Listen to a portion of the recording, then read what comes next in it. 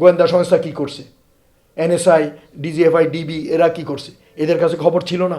খবর থাকলে কেন এগুলো ঠিকমতো দেয় নাই? দিলে ওই অনুযায়ী কাজ হয় নাই কেন? তো এইটা একটা জিনিস হুট করে হয় না। আমি আপনারে ধুম করে মারবো না।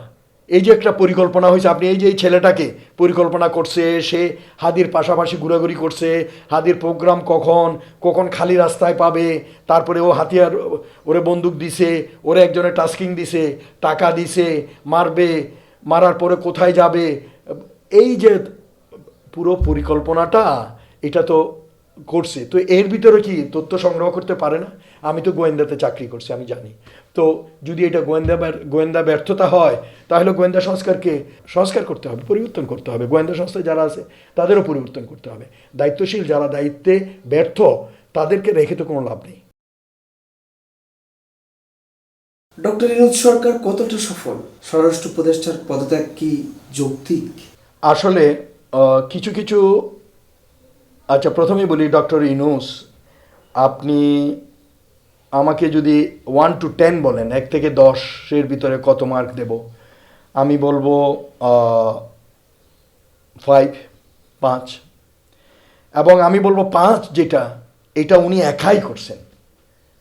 কারণ ওনার উপদেষ্টাদের ভিতরে অনেকেই কিন্তু, বিশেষ করে আইন উপদেষ্টার কথা বলেন, বিতর্কিত, এবং তার মিনিস্ট্রির যে পারফরমেন্স ওইটাও অনেক বিতর্কিত, অনেক বিলম্বিত, অনেক বিতর্কিত, কি বলে যেন, জামিন দিয়ে দিছে, লোকজনকে ছেড়ে দিছে, লোকজনকে ধরার কথা ধরে নাই।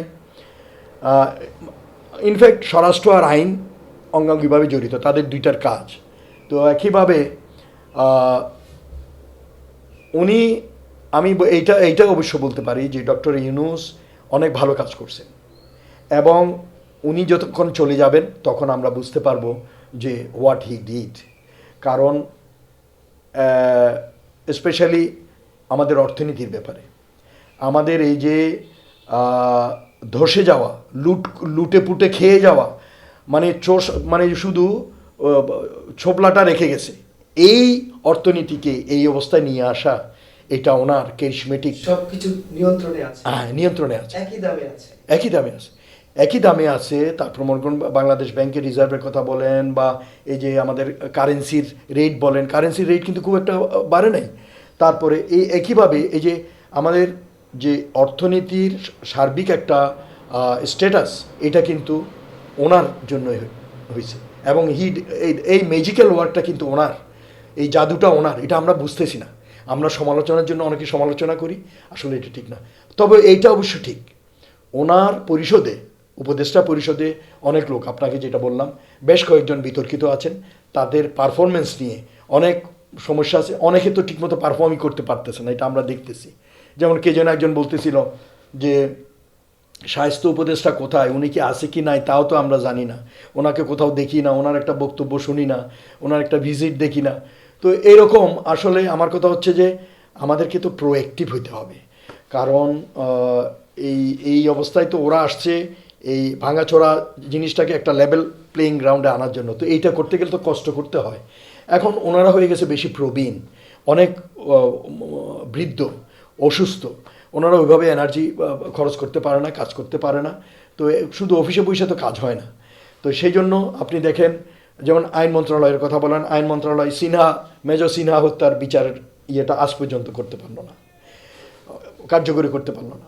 বিডিআরের ইয়েটা হয়েছে অনেক দেরিতে, বিলম্বে হয়েছে, তাও অনেক কমিশন করে নাই, যদি মনে আছে, অনেক আন্দোলন করার পর লোকজনে তারপরে হয়েছে। কেন? এটা আপনারা বাদ দেন কীভাবে? এটা তো প্রায়োরিটি হওয়ার কথা। যেই হত্যাকাণ্ড পুরো দেশকে কাঁপায় তুলছে, পুরো দেশের মানুষের হৃদয়ে রক্তক্ষরণ ঘটাইছে, এই হত্যাকাণ্ডের বিচারের জন্য আপনারা কমিশন করলেন, করতে পারে নাই। এটা আছে কারণ ওই যে ওর ভিতরে এমন লোক আছে যেটা ওই স্বৈরাচারের দোষর, এদের বসানো লোক। আমরা জানি কে কি, সব জায়গায় আপনি বিভিন্ন বাহিনীতে বলেন, বিভিন্ন অফিস আদালতে বলেন, এই যে উপদেষ্টা মণ্ডলের ভিতরে বলেন, সব কিন্তু ওদের এই ধরনের লোক আছে। স্বরাষ্ট্র উপদেষ্টাকে পদত্যাগের বিষয়ে যে দাবিটা উঠেছে যে উনি আসলে যোগ্য কিনা, উনি ওই যে মাংসে আলু এইগুলো নিয়ে গতকালও আমরা শহীদ মিনারে দেখলাম এটা নিয়ে একটু আসলে উনি আমি বুঝলাম না আসলে উনি যে মাংসের ভিতরে আলু খোঁজা এইটা তো ওনার কাজ না, এটা তো ওসি যে আছে মানে লোকাল কমান্ডার যে সে দেখবে। উনি মিনিস্টার উপদেষ্টা গিয়া এইগুলো তো খোঁজার ইয়ে না। এখন প্রায়োরিটি সেটিংয়ে যদি ওনার ভুল হয় তাহলে এটা খুবই দুঃখের বিষয়। এবং আমার কথা হচ্ছে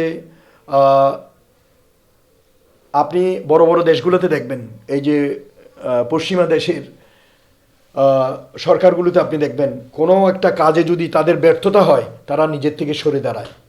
কিন্তু এই আমার একটা দেশ দেখলাম এখানে হাজার ঝাঁটাপিটা করেন এরপরও নামবে না। তো আমার কথা হচ্ছে যে এই যে আইনমন্ত্রী বলেন, স্বরাষ্ট্রমন্ত্রী বলেন, তারপরে আরও দুই একজনের নামে যে আমরা এত সমালোচনা এবং তাদের এত ব্যর্থতা জনগণের সামনে উন্মোচিত হয়েছে, এরপরও ওনারা বসে থাকে, মানে কেন আছে এটা আমি বুঝি না। জাস্ট গো অ্যাওয়ে, মানুষ নিয়ে চলে যান, পারতেছেন না চলে যান। সব কাজ সবার জন্য না, তাই না?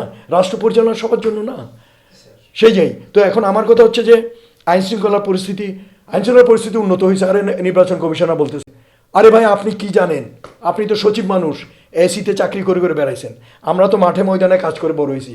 আমি বলতেছি নিরাপত্তা অবস্থা ভালো না, law and order situation is not good. নির্বাচন কমিশনার কালকে বলতেছে নিরাপত্তা। তো এই ধরনের ডিনায়ালে থাকলে এটা কিন্তু ঠিক না। তো সেই জন্য আমার কথা হচ্ছে স্বরাষ্ট্র মন্ত্রণালয়েরও ব্যর্থতা আছে, কারণ এগুলো এই যে এই ঘটনাগুলো ঘটবে, ওদেরকে নিরাপত্তার ব্যাপারে ব্যবস্থা নেয় নাই, দীর্ঘায়িত সুদৃঢ়তা হয়েছে। তারপর মনে করেন গোয়েন্দা সংস্থা কি করছে, NSI, DGFI, DB এরা কি করছে, এদের কাছে খবর ছিল না? খবর থাকলে কেন এগুলো ঠিকমতো দেয় নাই? দিলে ওই অনুযায়ী কাজ হয় নাই কেন? তো এইটা একটা জিনিস হুট করে হয় না। আমি আপনারে ধুম করে মারবো না। এই যে একটা পরিকল্পনা হয়েছে, আপনি এই যে এই ছেলেটাকে পরিকল্পনা করছে, সে হাদির পাশাপাশি ঘোরাঘুরি করছে, হাদির প্রোগ্রাম কখন খালি রাস্তায় পাবে, তারপরে ও হাতিয়ার ওরে বন্দুক দিছে, ওরে একজনের টাস্কিং দিছে, টাকা দিছে, মারার পরে কোথায় যাবে, এই যে পুরো পরিকল্পনাটা এটা তো করছে। তো এর ভিতরে কি তথ্য সংগ্রহ করতে পারে না? আমি তো গোয়েন্দাতে চাকরি করছি, আমি জানি। তো যদি এটা গোয়েন্দা ব্যর্থতা হয় তাহলে গোয়েন্দা সংস্কার করতে হবে, পরিবর্তন করতে হবে। গোয়েন্দা সংস্থায় যারা আছে তাদেরও পরিবর্তন করতে হবে। দায়িত্বশীল যারা দায়িত্বে ব্যর্থ তাদেরকে রেখে তো কোনো লাভ নেই।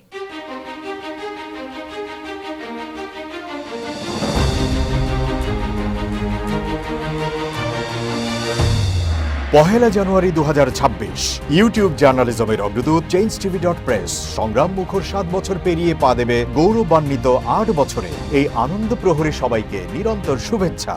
চেঞ্জ টিভি 7ম বছরে পদার্পণ করছে জেনে আমি খুবই আনন্দিত। আমরা শুধু আপনাদের কাছে একটাই আবেদন করব, মিথ্যার পিছনে দৌড়বেন না, সত্যকে ধারণ করেন, সত্যকে জনগণের কাছে তুলে ধরেন। সেটা যতই কঠিন হোক না কেন পিছপা হবেন না, ভয়ের কোনো কারণ নাই।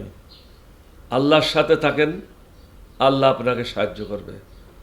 কোনো মানুষের কাছ থেকে কোনো সাহায্য কামনা করবেন না। ধন্যবাদ। changeTV.press এক ফোঁটা হলুদ নেই। চেঞ্জ টিভি সবচেয়ে বড় নামটা সুন্দর, চেঞ্জ নামটা সুন্দর। হলুদ সাংবাদিকতা নয়, ট্রু জার্নালিজম এবং একটা চেঞ্জ। এবং মানে একটা কথা আছে, if you want to change the world we have to change yourself. এবং চেঞ্জটাই হচ্ছে মূল জিনিস, আমরা আমাদের সামনে রাখতে হবে। আমরা একটা পরিবর্তন চাই। চেঞ্জ টিভিতে এই সমস্ত প্রোগ্রাম দেখিয়েছে, মোস্ট অফ দ্য ক্ষেত্রে আমি দেখেছি তারা একটা নতুনত্ব নিয়ে আসছে, বিভিন্ন ইন্টারভিউ, বিভিন্ন প্রোফাইল লোকদের দিয়েছে এবং একটা নতুন বাংলাদেশ তৈরি করা, একটি নতুন নেতৃত্ব তৈরি করা, একটি নতুন চিন্তা একটা ওয়ার্ল্ড তৈরি করার ব্যাপারে চেঞ্জ টিভির একটা বিরাট ভূমিকা রয়েছে।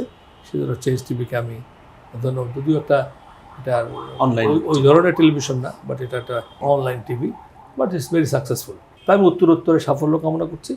আমি চাই যে ব্যতিক্রম দিয়ে আমাদের ইয়েটা শুরু করা। যে কথাটা বললাম যে প্রত্যাশা, মানুষ একটা ব্যতিক্রম চাই এবং চেঞ্জ টিভি সে ভূমিকা পালন করুক, এটা প্রত্যাশা। এবং তাদের 8 বছরের অতিক্রম করেছে, তাদেরকে শুভেচ্ছা, দর্শকদেরও শুভেচ্ছা জানাচ্ছি।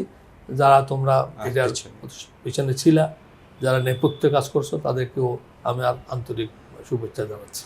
changeTV.press এক ফোঁটা হলুদ নেই।